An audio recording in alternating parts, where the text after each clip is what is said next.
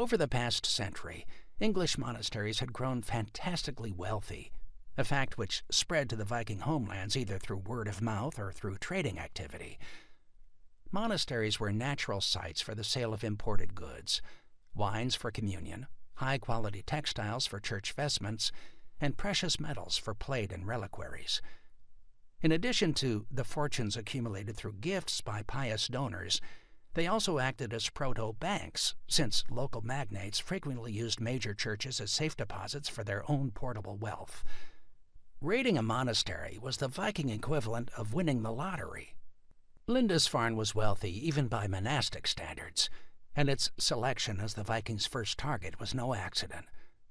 It had been personally endowed by the Northumbrian king, and possessed a peerless collection of relics, including the sainted remains of the English monk Cuthbert and the equally famous Irish missionary Columba, who had brought Christianity to Scotland.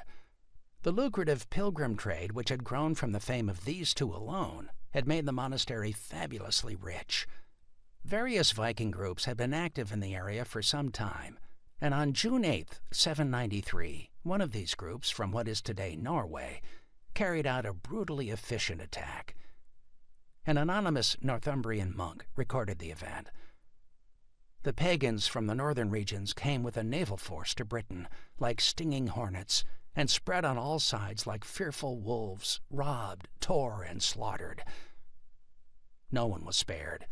Monks who tried to resist were hacked apart or dragged onto the beach and drowned. Reliquaries were pulled into pieces, and their contents dumped on the ground. Rich tapestries adorning chapel walls were torn down, altars were smashed, and everywhere the corpses of the slain lay like dung in the streets. The disaster sent a shockwave through Europe. If the heart of English Christianity could fall, then surely no one was safe. Anxious monks trying to make sense of the calamity claimed that there had been divine warning signs before the attack. Sheets of lightning had been spotted in the skies several weeks before, supposedly accompanied by fiery dragons wheeling menacingly above the priory. No amount of soul-searching, however, stemmed the tide. The next year, the monasteries of Jarrow on the east coast and the Isle of Skye on the west were hit, and in 795 Iona Abbey was looted. Almost the entire community, monks, nuns, peasants, and animals, were dragged down to the seashore and slaughtered.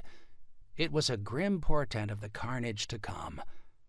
Alcuin, writing from the safety of Charlemagne's capital, captured the anguish. What assurance is there for the churches of Britain if St. Cuthbert, with so great a number of saints, defends not his own?